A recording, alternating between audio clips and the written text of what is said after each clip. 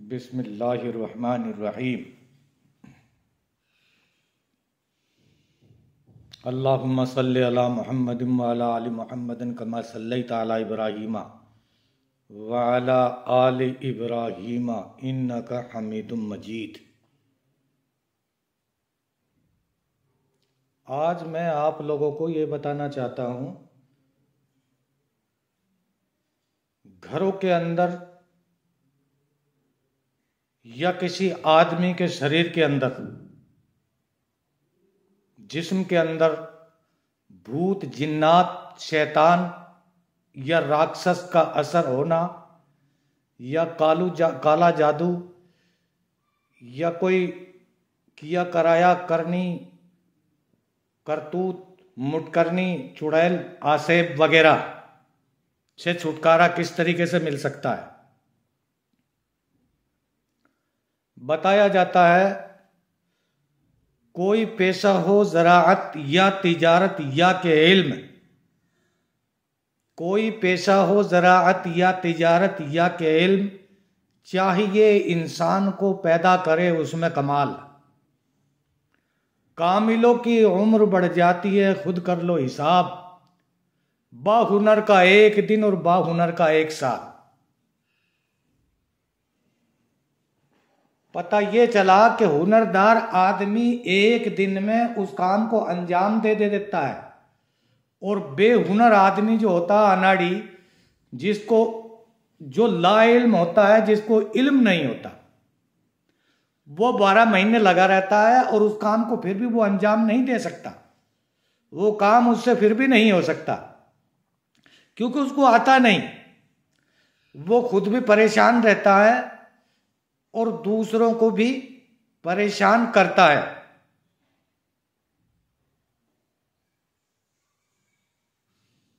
मजहब नहीं सिखाता आपस में बैर करना। हिंदी है हम, बासी हैं हम, ये वतन हमारा, हम बुलबुले हैं इसके, ये गुलसिता हमारा, सारे जहां से अच्छा हिंदुस्तान हमारा, हम बुलबुले हैं इसके, ये गुलसिता हमारा। अल्लामा इकबाल कह के चला गया।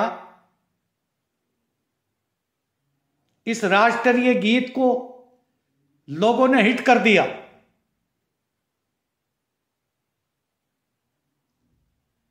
हर स्कूल के अंदर ये तराना, ये गाना, ये राष्ट्रीय गीत रोजाना पढ़ा जाता है कि मजहब नहीं सिखाता आपस में बैर करना। हिंदी है हम, बासी है हम, ये हिंदुस्तान हमारा, हम बुलबुले हैं इसके, ये गुलसिता हमारा। ये एक जिंदा मिसाल है और इंशाअल्लाह कयामत तक रहेगी हिंदुस्तान की ये मिसाल, और ये चलती रहेगी। लोगों में आपस में कोई भेदभाव नहीं है, हिंदू, मुस्लिम, सिख, ईसाई। इस देश के अंदर हर तरीके के फूल खिलते हैं, आराम से लोग रहते हैं, कोई टेंशन नहीं, कोई दिक्कत नहीं। हिंदू मुसलमानों का आपस में भाईचारा है, एक दूसरे से रिलेशन है, एक दूसरे से आदमी कनेक्ट है। हम एक दूसरे के मोहताज हैं, हम एक दूसरे के बगैर रह नहीं सकते, जी नहीं सकते। शादी में, ब्याह में आना जाना हम लोगों का लगा रहता है, हम लोग इनसे जुदा नहीं हो सकते। इसीलिए आकाए नामदार मदीने के ताजदार सल्लल्लाहु अलैहि वसल्लम ने यह फरमाया, काफिर को काफिर ना कहो, ना मालूम वो कभी मान लिया है। हम लोगों का, हिंदू मुसलमानों का आपस में कोई तोड़ नहीं है, बल्कि जोड़ है, बल्कि दोस्ती है, बल्कि भाईचारा है, बल्कि मोहब्बत है। एक दूसरे के बगैर हम रह नहीं सकते। हमारा कारोबार, हमारा लेन देन, हमारे रिश्ते नाते आपस में जुड़े हुए हैं। हिंदू मुसलमानों का हमारा ये एक जाल है आपस में, इसको कोई जुदा नहीं कर सकता। जुदा करने वाले खुद जुदा हो जाते हैं, टूट जाते हैं, हट जाते हैं, फट जाते हैं, चले जाते हैं। ये जो इलेक्शन का टाइम आता है, उस टाइम पर कुछ राजनेता 420 ये राजनीति करते हैं अपनी रोटियां सेकने के लिए, वोट बैंक के लिए। वो हिंदू मुस्लिम, हिंदुस्तान पाकिस्तान, मंदिर मस्जिद करते हैं कुछ चंद लोग, और बहका करके एक लफड़ा खड़ा कर देते हैं, एक बवाल खड़ा कर देते हैं, कुछ दिन के लिए वो मिट जाता है। इसी तरीके से हमारी हिंदुस्तान की परंपरा चली आ रही है, लेकिन लोग इस वक्त बहुत समझदार हो चुके हैं, बहुत खबरदार हो चुके हैं, बहुत चौकन्ना हो चुके हैं। हिंदुस्तान के हिंदू मुस्लिम सब एक और नेक बन के रहना चाहते हैं। बल्कि मैं आप लोगों को यह बताना चाहता हूं, मेरी 60-62 साल की उम्र है, और 60-62 साल की जिंदगी में मैं उत्तर प्रदेश यूपी का रहने वाला बासिंदा हूं, गंगा और जमुना के बीच रहने वाला इंसान हूं। मैं जाकिर हुसैन हरियाणा जाता हूं, राजस्थान जाता हूं, पंजाब जाता हूं, गुजरात जाता हूं, एमपी जाता हूं, गुवाहाटी जाता हूं, बेंगलुरु जाता हूं, कर्नाटक जाता हूं, सारे में जाता हूं, सारे हिंदुस्तान में जाता हूं। और ज्यादातर मेरा इलाज लाइन का काम है, हिंदू लोगों से मेरा ज्यादा वास्ता पड़ता है। मैं हकीकत आप लोगों को यह बताता हूं कि हिंदुओं ने जितनी इज्जत मेरी की है शायद किसी की हो। किसी के यहां से गिरा कलेश नहीं निकलता, भूत या जिन्नात नहीं निकलता, शैतान या राक्षस या चुड़ैल नहीं निकलती, करवाया हुआ नहीं निकलता। अल्लाह के हुक्म से इस गरीब के पास में फोन आता है और मैं चला जाता हूं, आंख बंद करके अपनी गाड़ी ले जा करके आराम से ऐसी खड़ी कर देता हूं। इतनी इज्जत रिश्तेदार भी नहीं करते। मुसलमानों में इतनी इज्जत नहीं मिली जितनी इज्जत मेरी हिंदुओं ने की है, हिंदू भाइयों ने जितनी इज्जत की है। और मुझे बहुत जबरदस्त विश्वास है, मेरे विश्वास को कभी घात ना किया। हालांकि वो नहीं जानते कुरान में क्या लिखा हुआ है, इस्लाम क्या कहना चाहता है, कलमे की क्या ताकत है, कलमे का क्या मतलब है, अल्लाह उसका रसूल कौन है, नहीं जानते। एक पत्थर को भगवान मानने वाले, पत्थरों की पूजा करने वालों ने जितनी मेरी इज्जत की है, मैं इन लोगों का आभारी हूं, और इसका शुक्रिया मैं अपनी जुबान से नहीं कर सकता। मेरी इस जिंदगी के अंदर हरियाणा हुआ, राजस्थान हुआ, पंजाब हुआ, गुजरात हुआ, कर्नाटक हुआ, मध्य प्रदेश हुआ, बंगाल हुआ, बिहार हुआ, आसाम हुआ, नागालैंड हुआ, हिंदुस्तान का कोई भी स्टेट या राज्य हुआ, मेरी इज्जत की है, बड़ी जबरदस्त इज्जत। आज 62 साल की जिंदगी के अंदर मैं कभी नहीं घबराया। हिंदुस्तान के अंदर कर्फ्यू भी लगा, एक महीने का कर्फ्यू लग गया, पता नहीं कहां कहां किस तरीके से कत्लेआम हुआ। गुजरात में हुआ, मुसलमानों का, हिंदुओं का भी हुआ, मुसलमानों का भी कत्लेआम हुआ, नाजायज हुआ, सिर्फ राजनीति से हुआ। बाकी मुसलमान हिंदुओं के ऊपर इस बात का कोई एक्शन नहीं पड़ा। मैं हिंदुओं के अंदर मौजूद हूं और उधर हिंदू मुस्लिम लगा हुआ है, हिंदुस्तान में कर्फ्यू लगा हुआ है। लोगों ने मेरी इतनी हिफाजत की, इतनी जबरदस्त हिफाजत की कि जान दे देंगे लेकिन मौलवी साहब पे आंच नहीं आने देंगे। और इतना जबरदस्त यकीन मेरे ऊपर और इतना जबरदस्त ईमान है लोगों का, हिंदू लोगों का, कि अब जाकिर हुसैन आ गया है, हमारे घर का भूत अब रह नहीं सकता। जाकिर हुसैन ने आकर के अपना जूता खोल दिया है, हमारे घर में आ गया। पैसे तो ज्यादा लेगा, महंगा है जाकिर हुसैन, लेकिन हमारे घर के कलेश को निकाल करके फेंक देगा। हाय हाय, क्या अंदाज है। किसी बूढ़े आदमी ने राजस्थान में यह कहा कि जाकिर हुसैन खान साहब आ गया है, अब भूतड़े जितने भी हैं सबको भुला भुला के काट देगा, यानी बहका के निकाल देगा, छोड़ेगा नहीं। भोला बूढ़ा बेचारा बुजुर्ग आदमी अपनी आम भाषा में, राजस्थान जो है खास तौर से मुझे ज्यादा पसंद आया। राजस्थान में पहाड़ और रेगिस्तान और कांटों वाले पेड़ हैं, लेकिन हकीकत यह कहता हूं आप लोगों को कि राजस्थान एक प्रेम की नगरी है। हमारे हिंदुस्तान में अगर राजस्थान ना हो तो आदमियों की जिंदगी अधूरी है। अगर उत्तर प्रदेश ना हो तो आदमी की जिंदगी खत्म है। यूपी उत्तर प्रदेश के अंदर जबरदस्त राजनीति होती है। यहीं से कानून बनता है। 80 सीटें हैं, बहुत लंबा स्टेट है उत्तर प्रदेश। हर चीज का कारीगर यहां मिल जाएगा, पढ़ा लिखा यहां मिल जाएगा, होशियार आदमी सबसे ज्यादा यूपी का मिल जाएगा। यह सब अल्लाह की एक देन है। बड़े से बड़ा कारीगर हर एक चीज का यहां मिल जाएगा। और गुंडागर्दी तो आम है, लेकिन अब अल्लाह का करम है।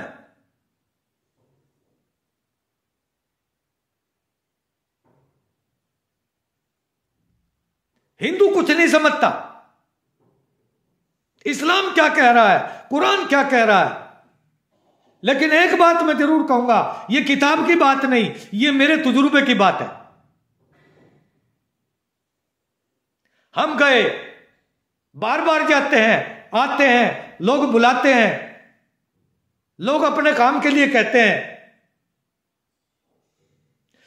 मैं बेफिक्र चला जाता हूं। लोग डरते होंगे हिंदुओं के यहां जाने के लिए, लेकिन मैं खुशी से जाता हूं। बहुत बढ़िया तो खाना बनाते हैं, बहुत बढ़िया बिस्तर बिछाते हैं, बड़ी इज्जत से बुलाते हैं, बड़ा एहतराम करते हैं कि मौलवी साहब आ गया जाकिर हुसैन। अब यहां हमारे यहां कोई तकलीफ नहीं होगी, हमारी तकलीफें खत्म हो जाएंगी। राजस्थान में खास तौर से यह कहते हैं कि पीसो साला हाथ का मैल है, पीसो हाथ का मैल है, और कमा लेगा। लेकिन इंसान कटे से मिले, इंसान कहां से मिलेगा। अब जाकिर हुसैन आ गया है, काट के रख देगा, छोड़ेगा नहीं किसी चीज को। मैं 20 साल की उम्र से काम कर रहा हूं, आज 62 साल की मेरी जिंदगी हो चुकी है। मुझे यह पता ना चला मेरी 62 साल की जिंदगी कैसे कट गई। बस इस गिरा कलेश में, इन परेशानियों में लोगों की मैं लगा रहता हूं, और 62 साल की मैंने जिंदगी ले ली। मुझे यह पता ना चला कि मैं 62 साल का इंसान हो चुका हूं। लोगों ने मुझे इतना प्यार दिया। रहा नमाज पढ़ने का मसला, मैं जब वहां जाता हूं तो बहुत सी जगह पर ऐसा हुआ मेरे साथ में, राजस्थान में, हरियाणा में, पंजाब में, कि लोगों ने अपना काम नहीं सोचते हैं अब नमाज कहां पढ़ेंगे, किस तरीके से नमाज अदा होगी।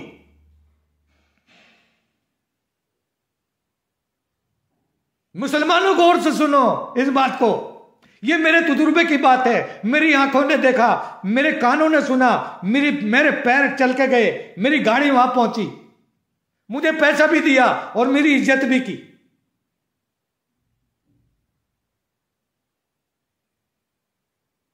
कितना भी हिंदू मुस्लिम हो जाए, कितना भी जातिवाद हो जाए, मुझे कोई हिंदू सिवाय सलाम करने के, सिवाय नमस्ते करने के, सिवाय भगवान मानने के, सिवाय गुरु मानने के, कभी किसी ने लौट कर, अगर किसी का काम ऐसी बात हो जाती है,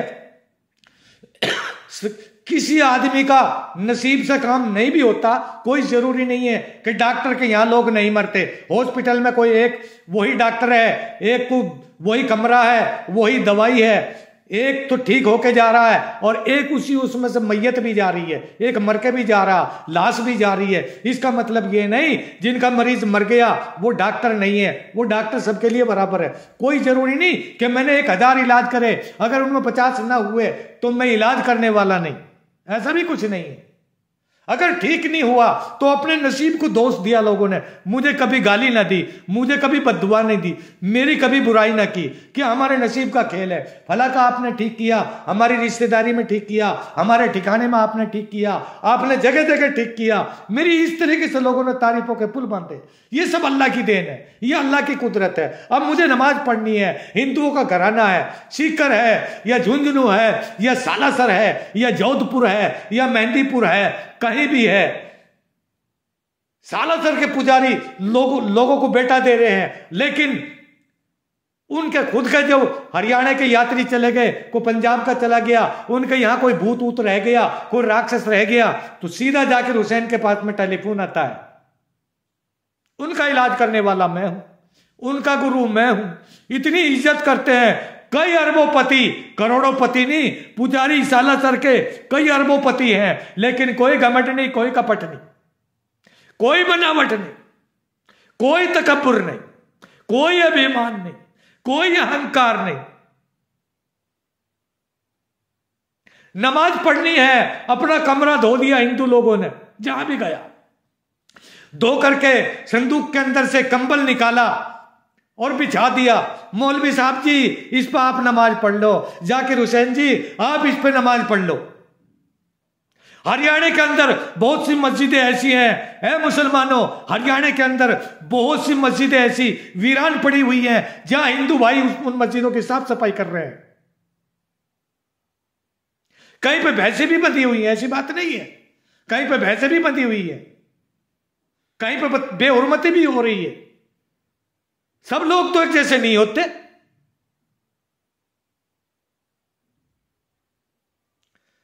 जिस गांव के लोग अच्छे होते हैं वहां मस्जिद की कदर होती है। एक उत्तर प्रदेश के अंदर, उत्तराखंड के अंदर ऐसी मस्जिद है जिसका जिक्र यह चल रहा है कि हिंदू भाई वहां अजान पढ़ते हैं।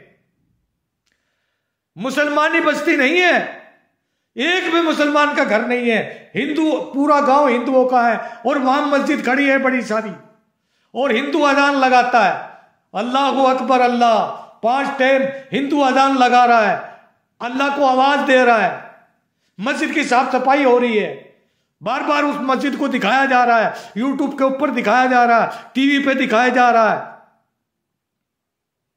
हम कैसे कह सकते हैं? एक मुसलमान ऐसा नहीं मिलेगा किसी मंदिर में कोई मुसलमान घंटी बजा रहा हो, लेकिन हिंदू कुछ ऐसे जरूर मिले कि मैंने वीरान मस्जिदों को देखा, उसकी साफ सफाई हिंदू कर रहे हैं, उसकी मरम्मत हिंदू कर रहे हैं। ईदगाह है, हांसी के अंदर एक ईदगाह देखी गई, कई गांव के अंदर मस्जिदें देखी गई, वो दीवारें गिर गई तो उन्होंने वापस उसको तामीर कराया, वापस ताला लगा रखा है, साफ सफाई करते हैं। कई अजान की भी व्यवस्था, हिंदू अजान पढ़ रहा है, मुसलमान कई मंदिर में घंटा नहीं बजाता हुआ नजर आया मुझे, लेकिन यह जरूर हुआ कि किसी हिंदू ने मस्जिद के अंदर अजान लगाई है। उत्तराखंड के अंदर, उत्तर प्रदेश के अंदर मस्जिद है जिसमें हिंदू अजान लगा रहे हैं, वो अल्लाह से डर रहे हैं, लेकिन मुसलमान नहीं डर रहा, वो अनजान होकर भी अल्लाह से डर रहे हैं, वो नहीं समझते। अगर वो गलती कर दें तो कोई बात नहीं, क्यों कि वो नाबीना है, वो समझते नहीं है, वो अनजान है, वो बेगुनाह है। लेकिन इतना जरूर जानते हैं, हिंदू जरूर है कि ये अल्लाह का घर है, ये मस्जिद है, इसमें 5 टाइम अजान लगती है, तो हिंदू अजान लगा रहे हैं और उसमें अजान हो रही है। मैं जहां भी गया, हिंदुस्तान में कहीं भी पहुंचा, अगर रिश्तेदारी में अपनी जा रहा हूं तो मुसलमान जो है रिश्तेदार समझ के इज्जत कर रहे हैं। उन हिंदू भाइयों से मेरी क्या रिश्तेदारी है, यही रिश्तेदारी है, मैं उनका इलाज करता हूं, वो मेरे से अपना घर का इलाज करवाते हैं, बस ये रिश्तेदारी है। पैसे दे दिए, बात खत्म। फिर क्या रिश्ता नाता है? 30-30 साल से, 35-35 साल से, 40-40 साल से, 10-10 साल से लोगों के फोन मेरे पास आते हैं कि हमारे यहां लड़की की शादी है, आपको आना होगा। मैं जरूर पहुंचता हूं, हर हाल में पहुंचता हूं, मेरे से जैसे भी होता है उन लोगों की मदद करता हूं, यानी कि कन्यादान करता हूं। सालासर से पहले, राजस्थान का जो सालासर है, सालासर से पहले एक भूमा छोटा करके एक गांव है, गांव के ऊपर एक प्याऊ लगी हुई है, प्याऊ के पास में एक मंदिर है, रोड के ऊपर।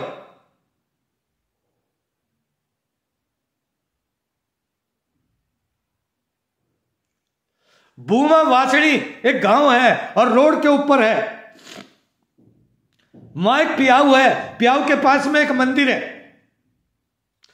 उस मंदिर को जब बनाया गया और उसके अंदर जो है मूर्ति स्थापना जब की गई, उस गांव का एक पंडित जी है, तुलसी राम जी मास्टर, उनका इंतकाल हो गया, वो अल्लाह को प्यारे हो गए, इस दुनिया से चले गए। तो उस मंदिर के अंदर जब मूर्ति स्थापना की गई, मेरे पास में कार्ड आया, मैं वहां पहुंचा, मेरी मौजूदगी में उनके बहुत सारे पुजारी थे, सालासर के बहुत सारे पंडित थे, बहुत हजारों, कई हजार आदमी जुड़े हुए थे। वहां एक मुसलमान मैं ही था कि मेरे लिए मूर्ति स्थापना का एक कार्ड आया कि जाकिर जी आप पहुंचो, यहां फला तारीख में मंदिर के अंदर मूर्ति स्थापना हो रही है। मैं खुशी खुशी अपनी गाड़ी लेकर भूमा वासनी सालासर के पास में पहुंच गया। कुछ थोड़ा लेट हो गया था, उन्होंने मूर्ति स्थापना इतने नहीं की, इतने में नहीं पहुंचा। मेरे जाने के बाद में मूर्ति स्थापना की गई, मंदिर में घंटा बजाया गया, हालांकि मैंने नहीं बजाया, मैं वहां खड़ा हुआ मौजूद था, सामने मूर्ति रखी जा रही थी। क्यों? मैं कोई पंडित था? मैं कोई पुजारी था? मैं एक मुसलमान था, मेरे सीने में कुरान था, लेकिन उनके मोहब्बत के तकाजे ने, उनके व्यवहार, उनके अखलाक, उनके प्यार ने मुझे वहां खींच लिया मंदिर में, और मूर्ति स्थापना मेरी मौजूदगी में की गई। क्या मैं काफिर हो गया? उधर मूर्ति स्थापना हो रही है, उधर मैं कह रहा हूं अंदर में ला इलाहा इल्लल्लाह मुहम्मदुर रसूलुल्लाह सल्लल्लाहु अलैहि वसल्लम, ये है इस्लाम। और उसका असर भी हो रहा है इंशाल्लाह। सलाम उस पर कि जिसने बादशाही में फकीरी की, और सलाम उस पर कि जिसने गालियां खाकर लोगों को दुआएं दी। अल्लाह के नबी ने काफरों में तबलीग की, मुसलमानों में नहीं। अल्लाह के पाक पैगंबर सल्लल्लाहु अलैहि वसल्लम ने काफरों के अंदर तबलीग की, इस्लाम की दावत काफरों में दी। जब भी तो बारिश पत्थरों की हुआ करती, फूलों की बारिश नहीं होती थी, पत्थरों की बारिश होती थी अल्लाह के नबी के ऊपर। और खूब पत्थर खाए, खूब गालियां खाई, खूब मार खाई, लेकिन तबलीग काफिरों में, इस्लाम की दावत हिंदू लोगों में। मोइनुद्दीन चिश्ती अजमेरी रहमतुल्लाह अलैह, गरीब नवाज ने तबलीग की काफिरों के अंदर, हिंदुओं के अंदर। पृथ्वीराज चौहान की हुकूमत है, और आना सागर तालाब को, जोड़ को एक प्याले में ले लिया। इस करामात को देखकर जितने लोग थे सबने इस्लाम को कबूल किया। गरीब नवाज जब हिंदुस्तान में आए, यहां एक भी मुसलमान का बीज न था। गरीब नवाज ने आते ही सब लोगों को नवाज दिया, और 90 लाख आदमियों को इस्लाम के अंदर दाखिल किया।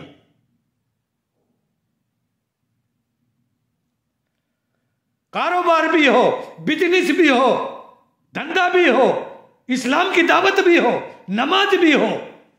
नमाज हिंदुओं ने पढ़वाई, अंदर से नया कंबल काट दिया, अंदर से कोई नया कपड़ा रखा है वो निकाल दिया, कमरा धो दिया, मौलवी साहब जी, जाकिर हुसैन जी आप इस पे नमाज अदा करो। क्यों दुआ कबूल नहीं होगी इसी जगह?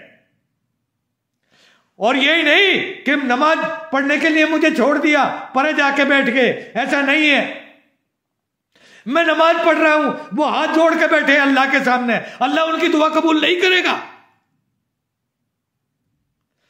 उस घर में शैतान कैसे रहेगा? उस घर में राक्षस कैसे रहेगा? उस घर में चुड़ैल कैसे रहेगी? उस घर में करतूत कैसे रहेगा? हमने सूरह यासीन पढ़ा। अब मैं मेन बात पे आना चाहता हूं कि हमने जाकर के इस्लाम की दावत भी दी, हमने इलाज भी किया, हमने पैसा भी कमाया, हमने इज्जत भी कमाई, हमने दीन भी कमाया, हमने आखिरत भी कमाई। अल्लाह कबूल कर ले। मैं एक मामूली आदमी हूं, लेकिन न मालूम अल्लाह को किसकी आदा पसंद आ जाए। इज्जत के मैदान में हिंदू भाइयों ने मेरे सामने पहला नंबर लिया है। 62 साल की जिंदगी का मुझे यह पता ना चला कि 62 साल की जिंदगी मेरी हो गई। दिलों को बदलना, लोगों के दिमाग को बदलना, यह अल्लाह का काम है। तुम मेहनत करते रहो। इन्नका ला तहदी मन अहबब्ता, हिदायत का फैसला अल्लाह के हाथ है। मैं सूरह यासीन पढ़ता हूं, किसी घर में जिन्नात हो, किसी घर में शैतान हो, किसी घर में राक्षस हो, मैं यासीन शरीफ पढ़ता हूं, सबसे पहले जाते ही ये काम करता हूं। फिर सूरह जिन्नात पढ़ता हूं, 29वें सिपारे की सूरत है, 2 रुकू है। सूरह जिन्नात जब पढ़ी जाती है, पहले दरूद शरीफ पढ़ा जाता है, उसके बाद में सूरह यासीन पढ़ी जाती है, उसके बाद में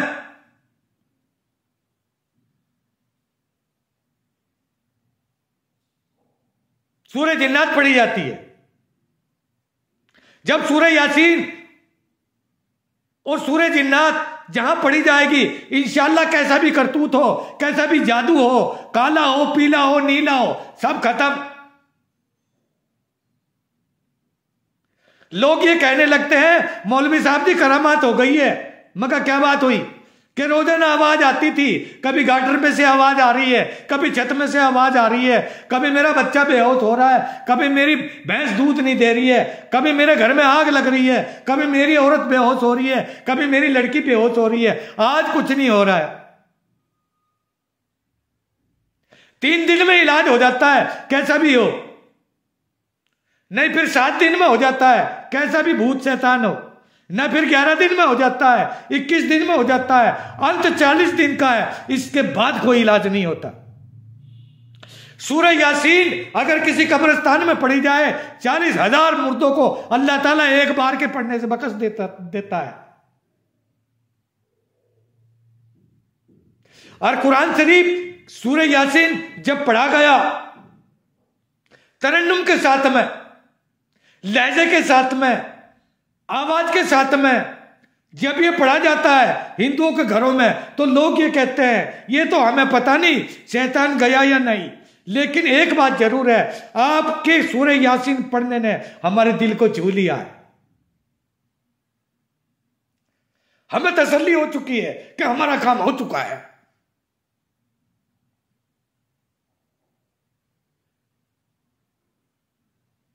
इसको पढ़ा जाए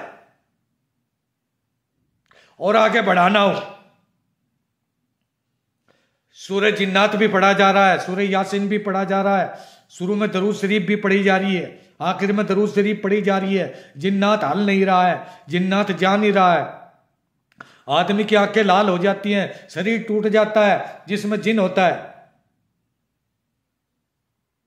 जिसमें राक्षस सबसे बड़ा ब्राह्मी राक्षस होता है, जिसमें वो होता है, वो परेशान कर देता है।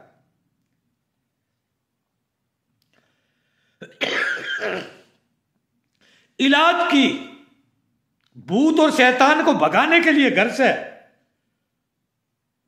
और ताकत बढ़ाने के लिए सूरह जिन्नात, सूरह यासीन और ताकत बढ़ाने के लिए एक कोने में, मकान के एक कोने में 7 बार अजान पढ़ो, अल्लाह अकबर अल्लाह। 7 बार आज इस कोने में पढ़ दी, 7 बार दूसरे कोने में पढ़ दी, 7 बार तीसरे में पढ़ दी, 7 बार चौथे में पढ़ दी। 4 दिन तक लगातार पढ़ने के बाद 5वें दिन मकान के आंगन में 7 बार अजान पढ़ दो, अल्लाह का अजाब भी खत्म हो जाता है। अजान के पढ़ने से शैतान रुक नहीं सकता, यह कुरान का वादा है।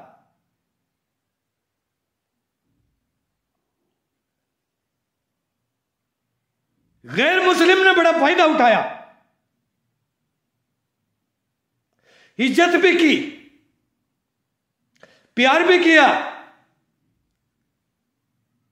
मैं जितनी तारीफ करूं उतना कम है। मेरी जिंदगी में गुजरात में कत्लेआम हो रहा था, हिंदू मुस्लिम हो रहा था, और लोग मेरी हिफाजत कर रहे थे और मैं इलाज कर रहा था। जोधपुर में चला गया, राजस्थान के जोधपुर में पहुंचा, राजपूतों का इलाज है, घर में भूत है, घर में जिन है, घर में शैतान है, दोनों भाई अलग अलग रहते हैं, दोनों में दुश्मनी है। मैं इलाज करने के लिए जब पहुंचा यूपी से, वहां रात को गाड़ी ले जाकर जिसके यहां मैं ठहरा हुआ था, जिसके यहां मैं इलाज कर रहा था, किसी राजपूत के यहां, जोधपुर की बात है राजस्थान की, तो बाहर दुनाली बंदूक लेकर बैठ गया लौट करके। मैं पेशाब करने के लिए बाहर निकला, मैंने देखा ये राजपूत बंदूक लेकर बाहर बैठा है, क्या मामला है? मैंने उससे पूछा, भैया इलाज में बंदूक की और तलवारों की जरूरत नहीं है, मेरे मंत्र जाप की जरूरत है। मेरी मेहनत की जरूरत है। तू बंदूक लोड करके क्यों बैठा है कि जी आपको पता नहीं, आपको जिन्नात राक्षस और भूत के बारे में पता, यहां जो दुश्मन लोग हैं मेरे, आपको इनके बारे में पता नहीं है। हिंदू मुस्लिम वैसे चल रहा है। मेरा एक भाई है जो मेरे से नफरत करता है, वो आपको फंसा लेगा, आपको मार देगा, इसलिए मैं दुनाली बंदूक को लोड करके बैठा हूं। आपके ऊपर हाथ ना आने दे। आप हमारी हिफाजत कर रहे हो, हमारे जान माल को बचा रहे हो, हमारे परिवार को आप बचा रहे हो, हमारे ऊपर आपने जान की बाजी लगा रखी है, आप शैतान से लड़ रहे हो, आप राक्षस से लड़ रहे हो। इसलिए मेरा भाई गंदा है, नापाक है, जालिम है, वो आपको मार देगा, इसलिए मैं आपकी हिफाजत के लिए बाहर बंदूक लेकर बैठा हूं। हाय हाय, मुझे पता भी नहीं और मैं लगा हुआ हूं। मेरी हिफाजत पे अल्लाह ने कैसे इंसान को बाहर खड़ा कर रखा है, दुनाली बंदूक लोड कर ली है। जिसके सीने में कुरान होता है, अल्लाह ताला पता नहीं किसको उसकी मदद के लिए खड़ा कर देता है। जितनी तारीफ करूं हिंदू भाइयों की उतना कम है। और आज तो इस्लाम आम हो चुका है, लोग इस तरीके से इस्लाम को कबूल कर रहे हैं धड़ाधड़, जैसे जमीन के ऊपर दाना बखेर देते हैं और पक्षी परिंदे पेड़ों में बैठे रहते हैं और वो दाना देख करके सब छलांग लगा के उड़ के नीचे आके बैठ जाते हैं और दाना खाने लगते हैं। इस तरीके से ला इलाहा इल्लल्लाह और मोहम्मद रसूलुल्लाह सल्लल्लाहु अलैहि वसल्लम को सारी दुनिया पढ़ रही है। जमीन से लेकर आसमान तक फरिश्तों की कतार लगी हुई है।